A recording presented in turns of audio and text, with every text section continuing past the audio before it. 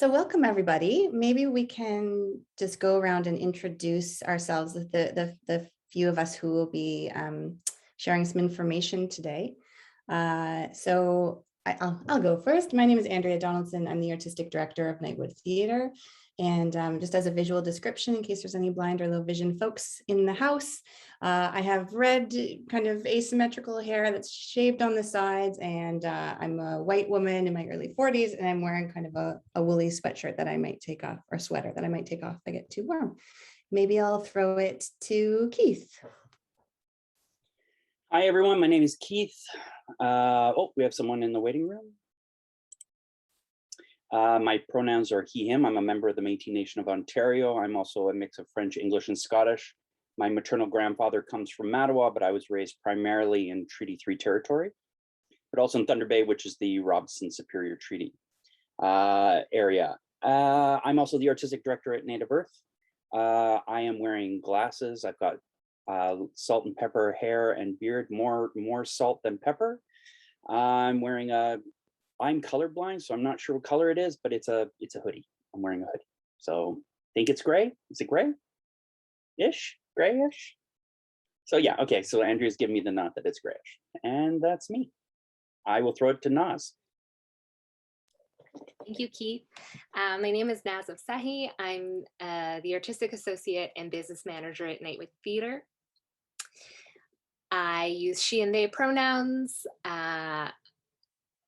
I have dark hair with some blonde throughout it. I'm wearing glasses that I'm realizing is reflecting my light source. I am in a bedroom with a bookshelf to one side, wearing a green teal, potentially cardigan, depending on how you see color.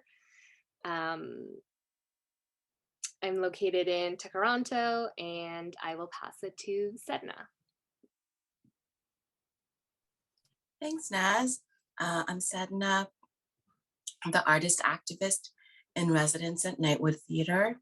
I am proudly a woman of African descent. I have very brown skin. My hair is off to one side today, and a side shade that I hope you can tell exists. And I'm wearing a black dress with pink flowers and green stems. And my background is an open door, hoping my partner won't come home anytime soon, and a lamp. Excellent. We also have Jodi here who's supporting us with ASL interpretation. So thank you, Jodi. So I think we want to keep today pretty casual and kind of answer any questions you have and offer any answers that we think might be useful to questions from folks out there. I think before we begin, perhaps I'll just offer a brief land acknowledgement. Even though we're on the internet, it's always a pleasure to share our gratitude for the spaces we inhabit. So although we engage many artists from across Turtle Island, Nightwood, and I'll include Native Earth, reside in Toronto.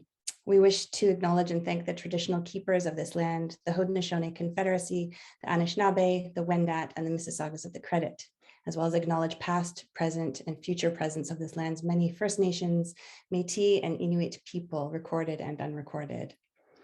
Whether we immigrated to this land by choice, by force, or by displacement, or were born here in subsequent generations, we recognize that by being here as settlers and immigrants, we are bound to the treaties of this land that have been broken and ignored by the Canadian government as a vehicle for land theft, systematic colonial violence, and genocide. Nightwood recognizes that feminisms in their colonial terms of first, second, or third wave discount and erase hundreds of years of Indigenous women's resistance to colonization and thousands of years of Indigenous women exercising spiritual, economic, and political power on this very land we gather today. When we are in primarily settler-dominated spaces, we encourage folks to consider what rent might look like for the space you occupy and contribute financially to a local Indigenous community's administration, or adjacently through consistent gestures of thanks to such places as Native Women's Association and Native Canadian Centre in Toronto, even Native Earth. So with that, maybe we can jump into the conversation that we want to have today. So I don't know. I feel like maybe we can do some chatting, and then maybe if there's any questions in the room, we can take some of those either by coming off mute or by putting something in the chat. I'm stripping down to my t-shirt. So yeah, so what do we feel like we want to say? I don't know, Naz, do you want to jump in first, talking about some of kind of like the broad strokes OAC stuff that we'll cover for both of our organizations? Yes, definitely. Naz speaking. So the OAC Recommender Grant for Theater Creators is a third-party granting stream. What that means is that organizations apply, the OAC allocates a specific amount of funds that organizations can recommend to applicants. We don't have much control over the questions that are asked or the system that is in place in terms of applying to NOVA and the support materials. But it's really exciting because it's a way to connect with new folks and hear about projects that are in the works. If you have any questions specifically about NOVA or the OAC side of things, whether your project meets requirements, we highly encourage you to go directly to the OAC website and look at eligibility requirements and reach out to the program administrator, who is very lovely, and seek help that way. In terms of the funds that we get as organizations, we are able to, this year, there have been some changes to the program. We're able to allocate between 1,000 and 3,000, and applicants are able to apply to 5 different organizations. It has been reduced from previous years. Does that sort of help outline the program? Yeah. Yeah, I feel like that's a really nice broad strokes. So like, maybe, I don't know, does it help? Keith, do you want to talk a little bit about like what Native Earth is particularly looking for in an application? And then we can share what Nightwood is kind of looking for when we're reading through things, or also who we invite applications from. Sure, we can. I think that's good right off the bat, just for us to kind of explain what we're looking for, and then we can get into the nitty-gritty in case someone's here that's like, oh, I can't apply, or I don't fit the criteria. For me, as we prioritize first and foremost as Indigenous artists, and that's always been the case. It's part of our mandate, but also we also recognize that there are just times when we don't have as many applicants that are Indigenous. And so then we've also expanded to include Black and artists of color who are also encouraged to apply. And we do, people tend to not apply to Native Earth, but I would encourage people to do so, because we have just last year, we actually supported several artists of color that were outside of an Indigenous creation process. So yeah, that's us right now.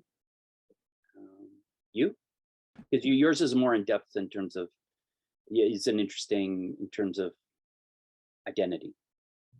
Yeah, so I think for us, you know, we tend to get like over 100 applications, and I think we're pretty curious to see what will happen this year now that people are only allowed to propose 5 applications for different companies. But yeah, we have quite a wide net, but I think what we are kind of really focusing on, and maybe Sedina, you can jump in, and Naz, you can jump in too. We really are interested in supporting folks who identify as trans and cis women, trans folk, two-spirit folk, gender diverse folk. So, you know, I think that's obviously like a large catchment of people. I think really specifically, we prioritize IBPOC applicants. We prioritize obviously like the OAC priority groups, because that's who is passing the money on to us to recommend. So that's an obligation of ours. And I would say in particular, you know, because we have such a wide catchment of people who can propose to Nightwood. We're really also looking for pieces that are, or projects that are not necessarily shows that are going to kind of come through and end up on our stages necessarily. I think we're really interested in like in supporting a really interesting voice and or an interesting piece. But I think we're really looking for pieces that kind of pack some feminist punch. And so, you know, that are really looking at the world through a really intersectionally feminist lens. So I don't know, Naz or Sedina, if you want to add anything to that.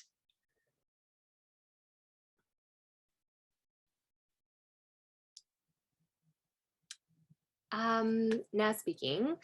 Yeah, I think that pretty much covers it. The only thing I will note that is different this year is the OAC has moved French language applicants to a different stream, where in the past we have looked out for that as one of the priorities of the OAC as well. They have changed some things on that front, but definitely applicants that identify as IBPOC, members of the deaf and disability communities are priority populations for Nightwood. End of thought. I would also just say, in terms of prioritizing professional artists, it's a tricky word, I find, especially in terms of like people's opportunities that have been afforded to them in the past as opposed to others. And so it's a very loose term for us in terms of that. So I would also encourage people, new artists, emerging artists, artists who, you know, sometimes I feel like I've never been supported, so this isn't going to work. And I'd actually say this is actually, for most young artists, or I just mean young, not age, but just most artists, this is oftentimes the first grant that's an exciting thing for them to get acknowledgement, to kind of engage with a company. We tend to only offer $1,000 to $2,000. It's on our website, and that's what it says. We recommend between $1,000 and $2,000, but mostly $1,000 because we're trying to support as many people as possible. We also are encouraging people to apply to other organizations because it says that you can apply up to, what was it, 5? You have 5 applications. So that's, if you were to receive $1,000 to $3,000 between 5 applications to a bunch of different organizations, there's a nice bit of money that can support your creation and development. So yeah, and that's just, we've done that traditionally. There are other, this is also, every company is different. Some people offer their artists the full amount. Some people, you know, the really, it's a real, I think it's a wide range in terms of how people distribute this money. That's just how we do it.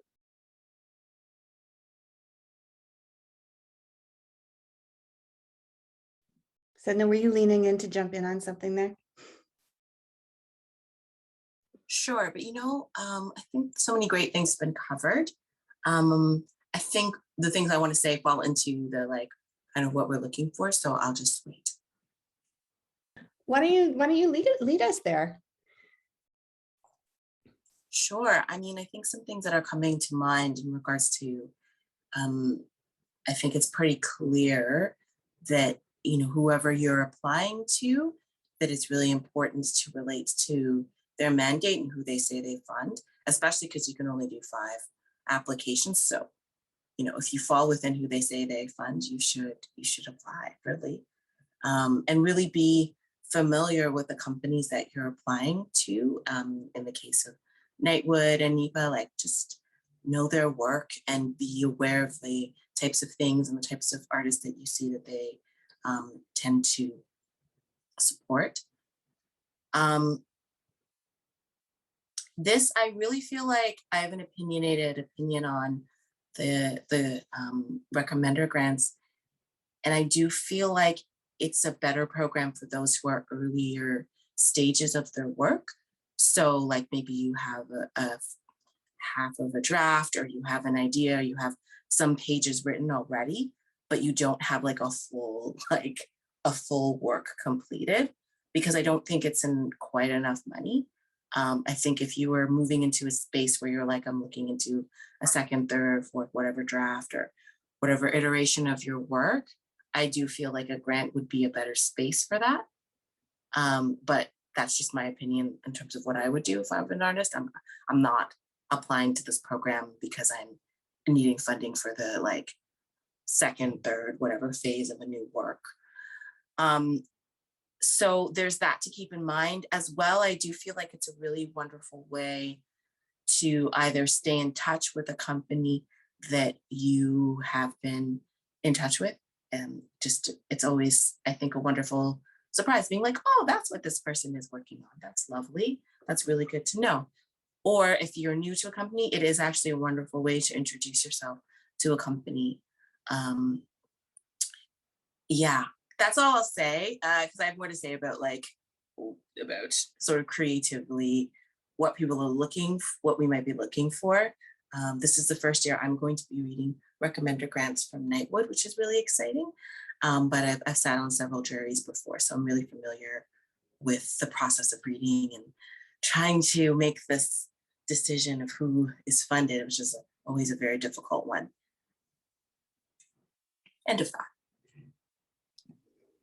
Thanks, Sedina. And Keith, I'm so curious because I know that kind of the inner workings of Nightwood and how we share the load of reading. I know that you don't typically get like 100+ applications, or that's my understanding from last time we spoke last fall. But yep. I'm curious to know, is it like, are you the person who reads them all, or do you share it around Native Earth, or how do you do that? So we do a jury. So we oftentimes bring an artist from the community in, and then Isaac is our managing director. And usually a staff member will read with us. And so we'll all have a chance to read them and look at them. And then we all make recommendations. So and then we sit down and have a conversation around it, around who we should be supporting. And I think that that's always, for us, it's always just been important that it isn't like one person makes all the decisions, is that we have a kind of very fruitful conversation around. And, we weight and balance things. Like if someone has received a recommender grant from us for 6 years straight, then we're like, okay, so how do we make sure that we're giving other people opportunities, that we, unless this artist is like, no, this artist needs this kind of investment and needs this kind of, we make a case for everything. And so it's like, no, this person is on the verge of something, is always been kind of in this space. So this is a perfect grant for them. And so we will refund them, obviously. But so yeah, so I'm always really, I think I'm grateful for the conversation around these things, so that it doesn't end up being, I worked at the Canada Council, and so like peer assessment was always I really believe in that idea of us talking about and really having a conversation, as opposed to I make all the decisions, that kind of hierarchy top down thing. I just not a fan of. So. Yeah, I would say Nightwood is very similar to that. So we typically do. I've been at Nightwood for 2.5 years as AD, and in that time, I think all of the rounds, Naz and I have read all of the applications, and then we have a third-party reader split amongst the staff, so that we have at least 3 perspectives on every script. And I've felt, it sounds like you feel similarly to Keith, that like I've felt like it's just been a really important opportunity for me to have, and all of us, to really like have our eyes on the community and see what's coming in, see who's interested in spending time with Nightwood. And like Sedina offered, I think it's like, for me, this is one of the best ways to get to know creators, similar to our Right from the Hip program, which also gets about 100 applications, and there's only about 5 spots. So there's often a lot of crossover between like, Andrea, oh, that person apply before. Yep. Sorry, I didn't hear. If you could just slow down a little bit. I'm not as familiar with some of your grants. So the last one you just made reference to, could you please repeat that? Naz just put it in the chat. Sorry, Jodi. So it's Right from the Hip. Yeah.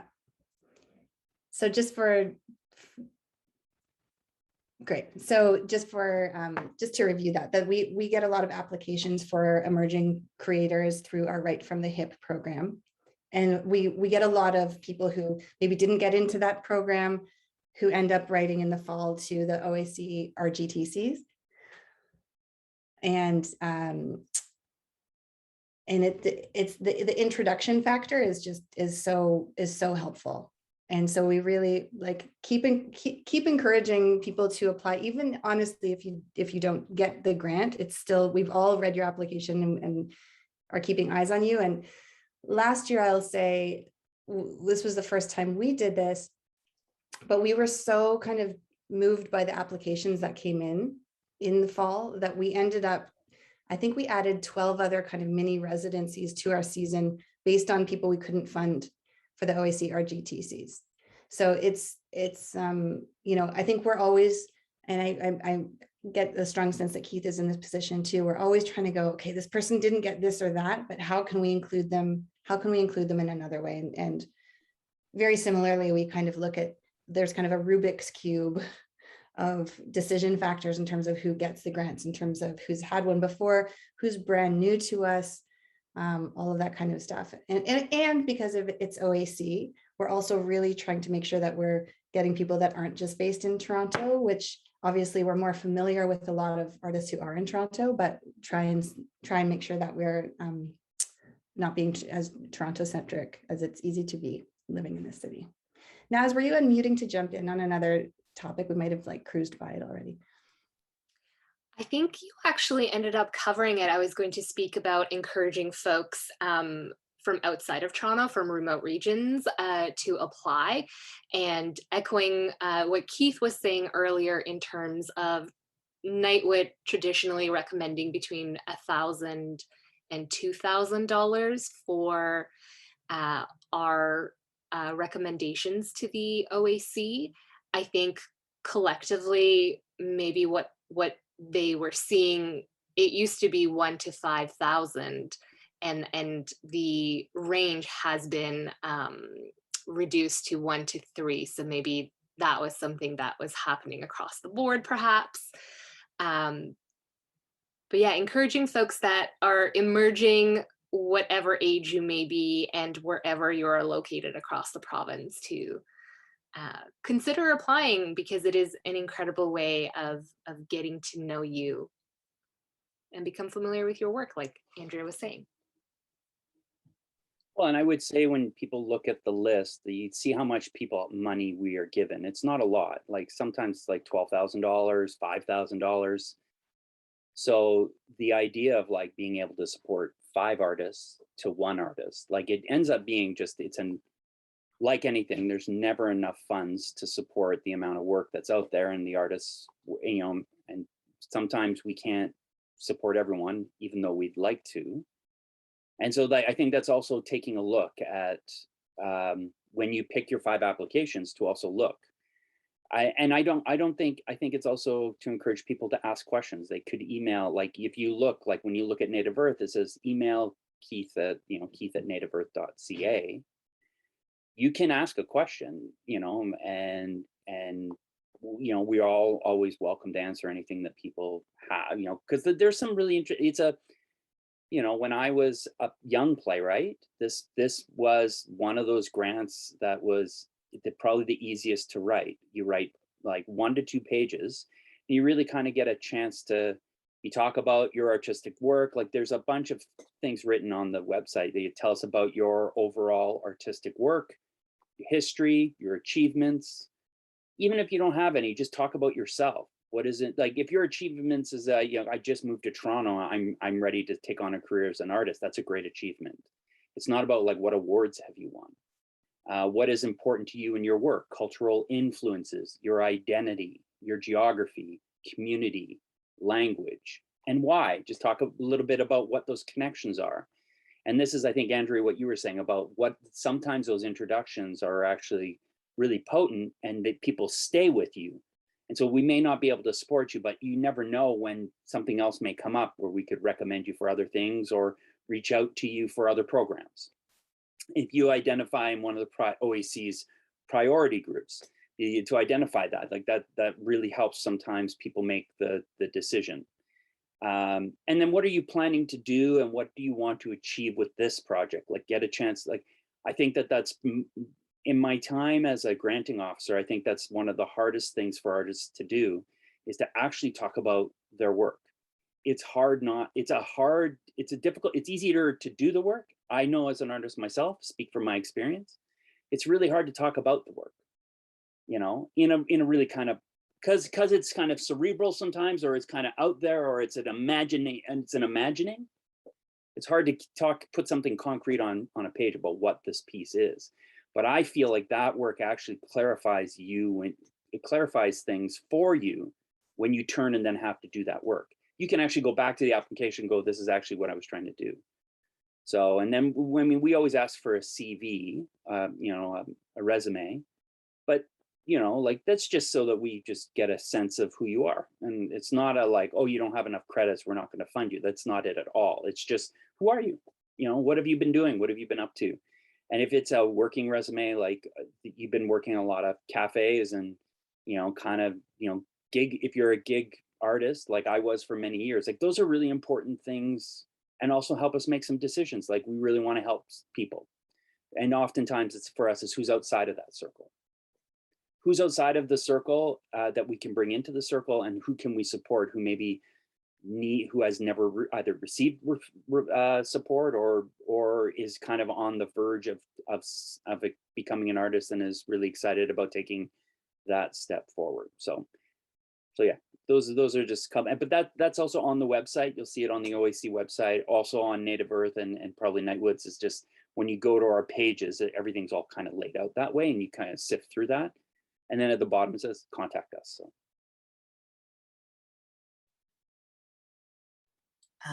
I agree with you, Keith. That's so right. Like something I'm learning over the years is just about, I don't know, don't give up.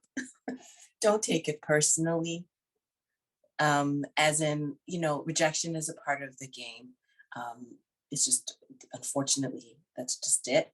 But keep trying, and really relationships are really important, in terms of if something didn't work out, in terms of an RGTC grant, just try again.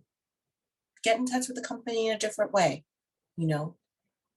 if you're interested in a relationship to the company, and because that's important, because it's not a one and done kind of thing, like especially with an RGTC, because this is the first, like this, as I said, it tends to fund earlier stages of your work.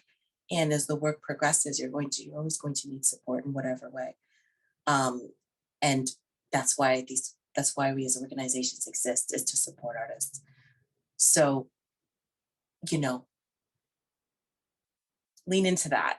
I've been thinking too about like what makes strong application, and I think it's a part of what you were saying, Keith, like leaning into why you're creating this work, why it's important for you right now, who you are and how it relates to the company's mandate.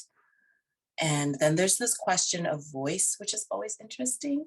But I think what we mean when we talk about voice is just a person who really understands deeply what they're writing and creating about, and is really leaning into the many nuances of the work. Someone who can really, that unique thing, whatever it is, or unique set of things that you're going to write about, or that you're as a group, as a collective creating about. That's what's really exciting to read. Someone who's really trying to get at various dimensions and nuances of whatever themes they're exploring in their work. That's where it comes from. That's what makes the most exciting applications. After we read about you, and who you are and what you want to do with this work, but also just like your writing as well, like what's interesting and different and quirky. And I'm not saying going out of your way to be quirky, but just actually just really leaning in and really exploring what it is that you're writing about and why, the genres, the styles, the words, whichever, if you're a collective, the themes, etc. That's really what makes applications stand out, especially when you read 100 of them. I also find that each year there'll be kind of themes that kind of run through, which is always really interesting. Like we're like, oh, okay, we're post-pandemic. A lot of people want to write about this. So like, that's interesting. I find like that's even doing the council grant juries, like you're just like, oh, okay. This is what people want to write about this year. So anyway, that's just an aside, but all this to say, really explore and really go deep, even with the short amount of word counts that you have.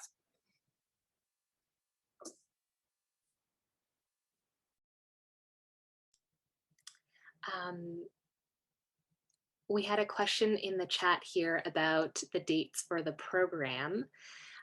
So I just want to reiterate that each recommender sets their own deadline. So you really want to make sure that if there are companies you're interested in applying to, that you check their requirements and their deadlines.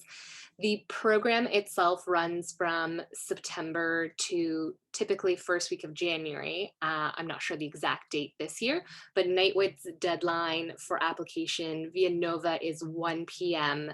on November 4th. And you want to make sure that you answer the questions that are in Nova and upload the support materials. Nightwood is asking for a CV, the resume, as Keith mentioned. And we also are interested in either a maximum 10-page script sample. It can be one continuous item or several pieces of different works, or a 7-minute video or audio sample. Recommenders will request different things, so you might not need to upload the exact same thing for your application. So it is a little bit of a staying on top of it to make sure that you are uploading and selecting the things that each organization is asking for. Keith, would you like to say your deadline? I believe it's towards the end of November. Yeah, it's Tuesday, November 30th at 1 p.m. Eastern Standard Time. Thank you. Yep. The only last thing I wanted to mention before maybe, I don't know if there are any more questions in the room, is just around accessibility. So Naz, do you want to take that one on? Sure. The OAC does have support for applicants that would like additional funding in order to prepare their application. You have to reach out directly to the OAC.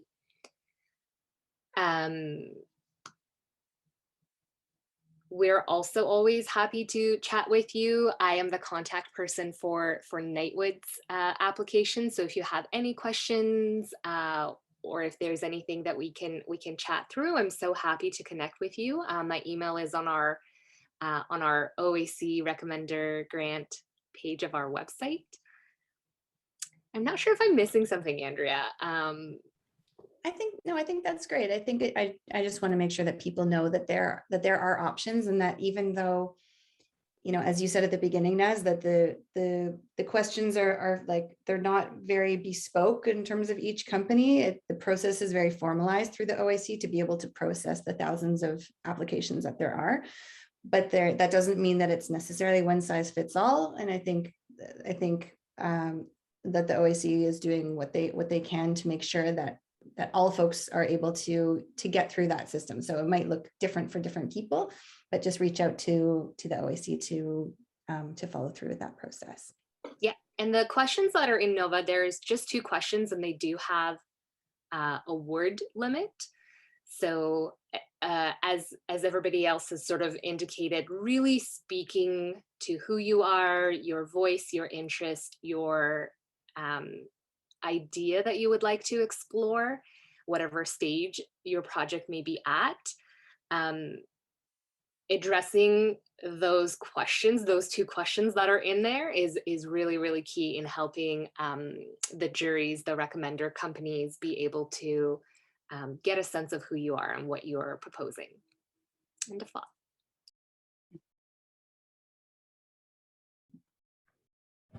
Are there any other questions from the folks in the room? If you want to either unmute yourself or put them in the chat, or if there's anything else from any of the folks sharing information that we feel like we want to add.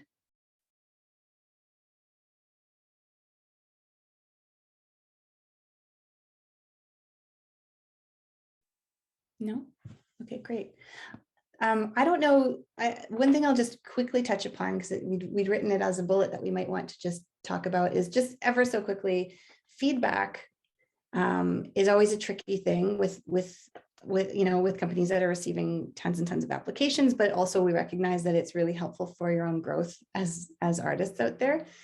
Keith, I don't know how Native Earth deals with feedback, but I think what I can say about Nightwood is like, we're always happy to, like, I know there's some folks in this call even who've reached out for feedback before on different things that we've been in touch about.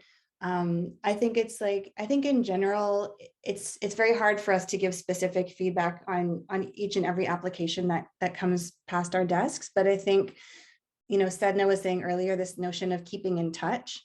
I think keeping in touch and talking about what you're up to and that kind of thing is like one of the very best things that you can do in terms of like continuing to build relationships with companies.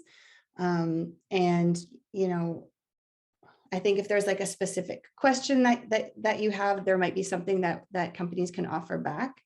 But I would say that like the keep in touch approach is I think as an artistic director, that's my favorite way of being, because it's a little bit more of like, let's build a relationship versus like, how do I get the thing that I need? And of course, that's inherently part of that relationship. But yeah, Keith, I'd be curious to hear your thoughts, and Sedina and Naz as well. Sedina, do you want to go first? No? Okay. Yeah, I mean, for us, we do not get 100 applications, so we get, you know, between 30 and 40. And we write letters letting people know they've received it, and we've also rewrite letters telling people they haven't received it.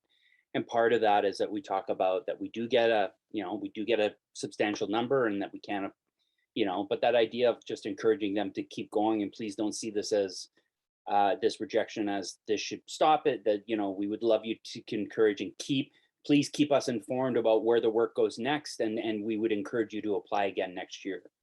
And so that idea that is an ongoing relationship, like you said, Andrea, is so important. It's not a like, sorry, we're not interested and we're not interested in you. It's actually the opposite. Is, oh, we've been introduced to you, we're really excited. Unfortunately, we only have X amount of dollars to give out, and we've given out that money, but we do want to continue hearing about this project and see where it goes in the future. And I will say, I have had direct responses where it's been people email me back, and then we get on the phone and we just have a conversation.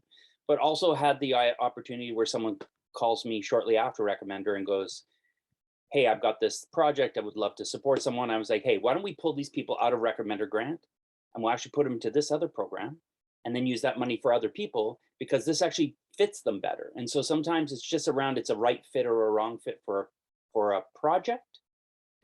Jodi, I hope am I going slow enough? Okay, great. The idea that, you know, sometimes it's just a right fit, and to have people's applications and have to know of them and of their work really helps me in terms of, there are always people reaching out, asking us they want to engage with Indigenous artists or artists of color, with programs, with mentorship, with, you know, development and stuff like that. So this is actually a wonderful tool for us to be able to engage with new work and new artists. Sedina? Oh, thank you. Yeah, it's a continuation of the beginning of a relationship. So definitely, I feel like Andrea and Nats, you can talk to us a bit more, but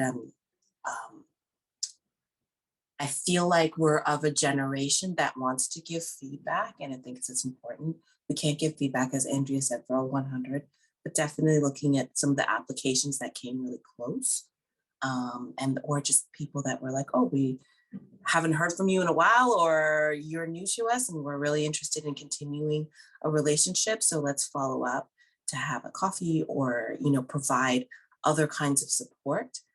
I mean, I will go there because I'm me, but a question to ask, you know what I mean, in terms of like, why are you applying?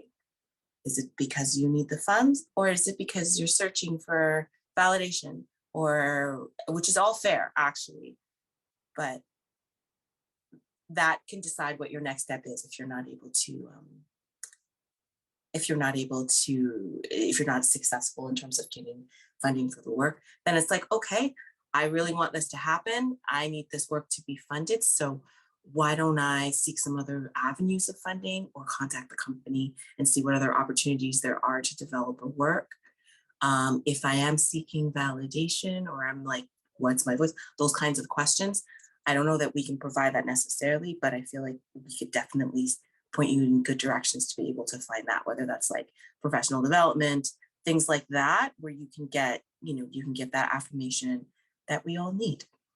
But it's always a good question. I feel like, just to be so real, so much of our industry is wrapped up in like applications and all of that, which are important.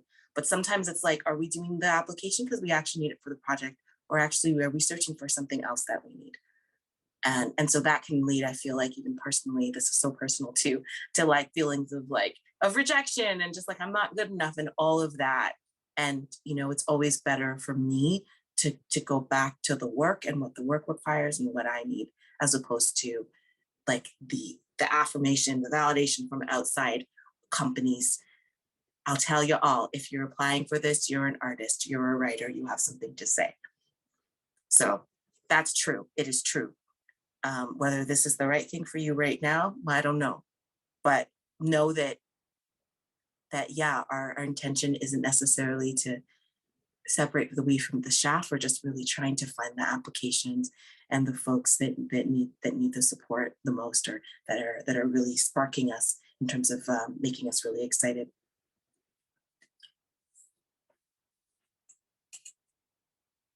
End of that.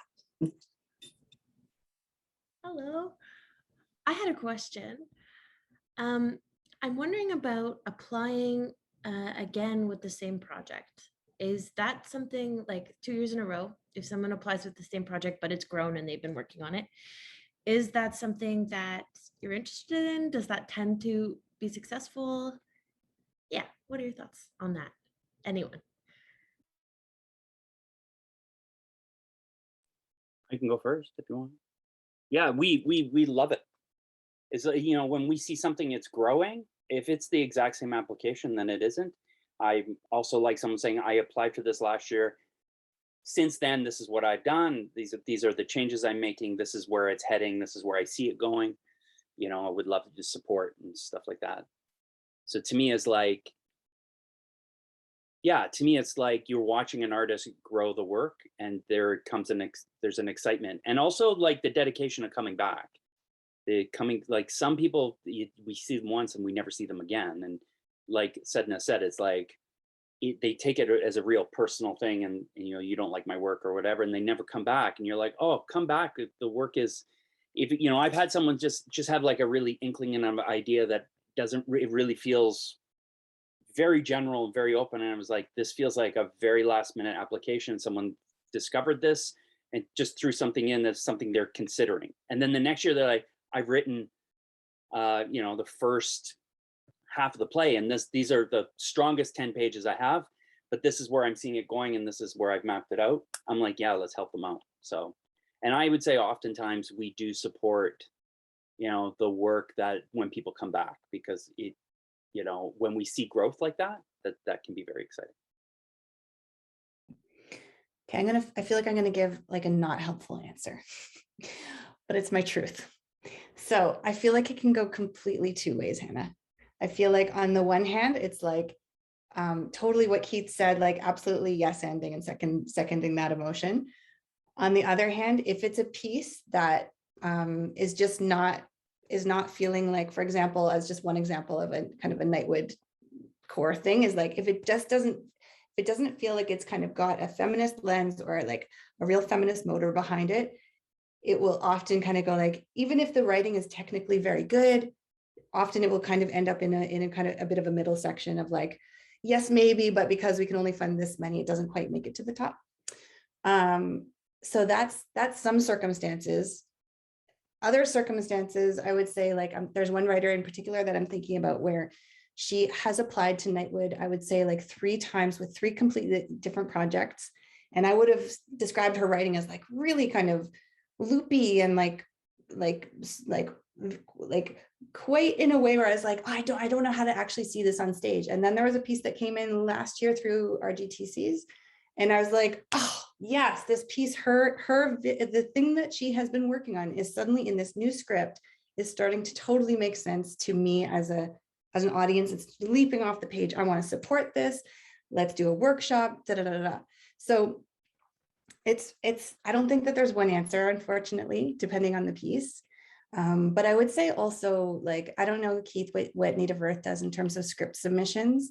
But I think that's also another route. And like, and Hannah, I think you're someone who's like quite good at keeping in touch with people, I would say. I don't know if that's with everyone, or, but you know, we've been in touch before. So I think like for us, we have on our website for artists, a script submission policy. And it's like, again, it's just a tasty little bite of like who I am, what this piece is, and I think like a 5-page excerpt. And then that's actually a great way that I continue a lot of conversations with people, is by getting that snapshot. And so it's kind of like, if your piece isn't getting in one way to a company and you really feel that's your artistic home, then like keep finding the other doors and windows, honestly, because there are lots of ways in. But sometimes it's just like, oh my goodness, person, I love I love how you write. I'm just, this content, I've just got too many plays that are about X, Y, and Z, or you know, there's just so many factors that are beyond, is this piece worthy of growth, truthfully. And I'm sorry, that's not a more straightforward answer. Well, and just to jump on that, Andrea, is that for Native Earth anyways, we have our development festival, the Wasagachuk Begins to Dance Festival. And we feel like Sedina said, like, this grant is meant to give people an opportunity for subsistence, to pay their rent, so they just have some time to write. It really is one of the easiest grants. Say, here's just some money to pay bills and to make sure that you don't have to take that shift somewhere else, and you can just spend that time writing. If it gets farther down the line and someone comes back and says, hey, I kept working on it, I didn't get the grant last year, but I've written a full first draft, we tend to say, why don't you apply to the Wasagachuk Begins to Dance? Because there's development money there. You have a relationship with the company, and you get to meet Indigenous artists that are going to put your work up and stuff like that. And I know that Nightwood also has development and stuff like that. So when feel like when things get past a certain point where it feels like they're at a next phase, or when I feel like they're launching into something else, we have other mechanisms in which we can say, hey, actually, I think this is a better fit for you to come to Wasagachuk, and then we can engage with the work. We have a couple. Can you spell that for me, please? Oh, Wasagachuk? WEESAGEECHAK. Perfect. Thank you. Yeah, no, my pleasure. So to me, is like those other avenues are really helpful for us if someone feels like they've taken the time and done that work and are looking for that next thing. Yeah, and one other thing that I'll say just about like the alternate routes, like Wasagachuk, is I don't know if you do this, Keith, but I certainly do this, you know, at some level of frequency, which is like, oh, this really cool thing came across my desk. This isn't a play for Nightwood for XYZ reason, but like, hey, Tarragon, I think this is a play that you should be, you know, curious about, or hey, buddies, I think this play could be like really well suited. And that's something like we all recognize that like the perfect symbiotic relationship is that we're theaters and we need plays, and there are playwrights out there, are creators who need homes. So it's like, I think we're always trying to kind of go, where is this fit? And it might not be with me, it might be with Keith, or it might be with Sedina, or it might be with, you know, we don't always, and we only have a couple plus spots in the season to do the actual shows. So it's like, who's the best to develop this work as well? Anyway, that's, I think that hopefully answers your question, Hannah. Yeah, I think that passing along, Andrea, is really important too, because there's sometimes it's like, you need to know this person. You need to know this person is out there. And sometimes it's maybe not about this work, it's about future work. It's just about an artist that, you know, think, you know, someone would be excited about the work they're doing. So, yeah. Okay, great. I feel like that's kind of a good time to end at 1:55. All right, thanks everybody for joining. For those of you who came with questions, and Jodi, thank you again for interpreting this event. And it's nice to spend this time with you all. Same. Thanks, everyone. Thank you.